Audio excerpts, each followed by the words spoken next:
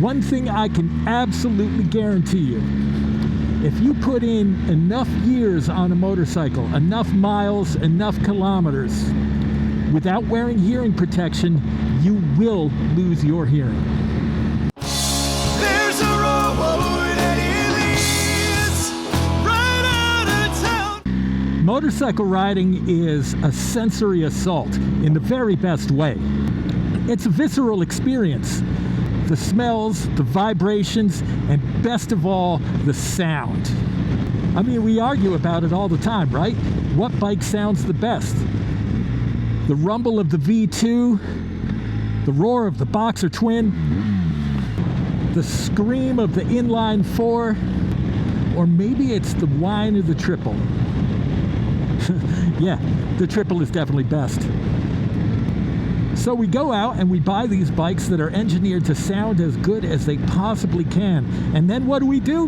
We take all our hard-earned money and we throw it at Mr. Akrapovich just to get a little bit more burble, a little more crackle. Like junkies bargaining with their dealers. Here's the problem. Bikes are loud. And the wind? Even louder. Now, science says loud literally feels good. It's addictive. But over time, there's a price to pay. I came back to motorcycle riding about 7 years ago after a 20-year break. But I've lived a loud life. When I was a kid, I raced dirt bikes. I was a musician for years. I played drums. And then I drove semi-trucks. I raced dirt bikes without earplugs. I did over 1,000 gigs plus a ton more rehearsals, almost entirely without earplugs. I drove semi-trucks without earplugs. I listened to music through headphones way too loud. Basically, if there was a bad decision that you could make for your hearing health, through the first 30 years of my life, I made it. It was in my late teens that I first started hearing the tinnitus whine. It would generally go away after a couple of days, but I noticed in my early 20s that it wasn't going away anymore. It was always there. It was manageable. It was pretty quiet at that point, probably about a 2 on a volume range from 0 to 10. And it stayed that way for a long time. Occasionally annoying, but manageable. And then I came back to riding as an adult. At first, I did the right thing. As soon as I got my license, I went and bought a pair of earplugs, ear racers, a pair of over-the-counter reusable earplugs. And I got lucky. The first ones I bought, those ear racers, they fit almost perfectly. They gave me exactly the seal that you want to have in a pair of earplugs. But then I lost them. So of course, I went right out and I bought another pair of ear racers. But that size didn't fit me anymore. A size up didn't fit me. A size down didn't fit me. So I tried to make the one pair work for me, but they didn't give me that seal, and after a while, I just stopped wearing them. But now I was commuting to and from work on my motorcycle.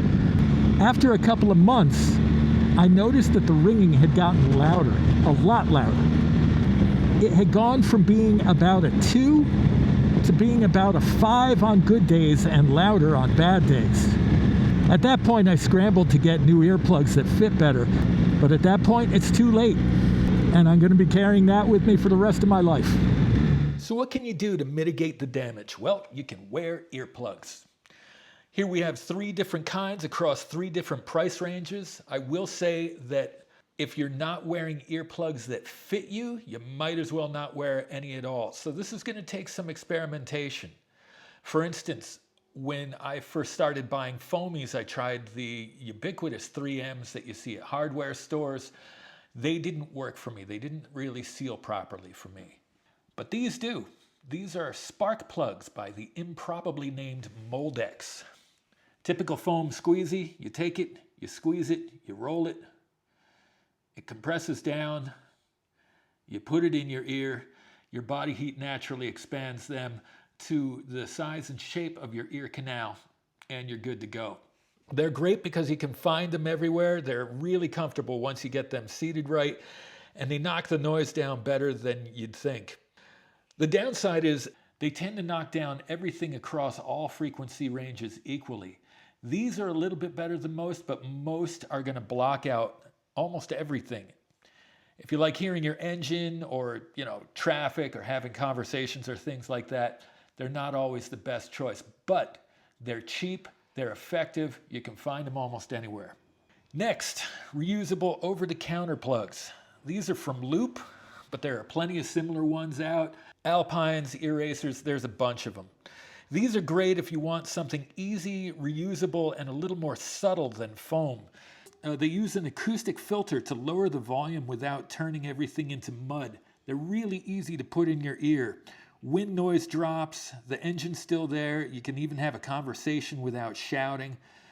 They're more expensive, but they are reusable. You can use a pair of these for years. You can see that these come with multiple different tips. It is essential that you use a pair of tips that seals properly in your ear, and these did not work for me. And for that matter, neither did almost any other OTCs, because I have weirdly shaped ear canals.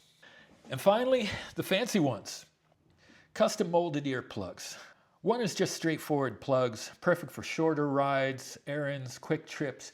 You can absolutely use them for longer rides too. They block the noise out just as well as anything else. But with these, if you want music or comms, you'll be using the in-helmet speakers. The fit is perfect. There's no pressure points. I barely notice they're there. These are a little different. They have dual audio drivers built in and they plug straight into my Cardo. Here's why I love these. These are my go-tos for longer trips. Instead of blasting music through helmet speakers and cranking the volume to fight the wind, I can listen much quieter right in my ears with proper isolation. Less strain, better sound. I can actually understand people when we're chatting over comms, which has always been a problem for me. They're expensive, but for longer trips, they're absolutely worth the money to me. So what's the bottom line on these?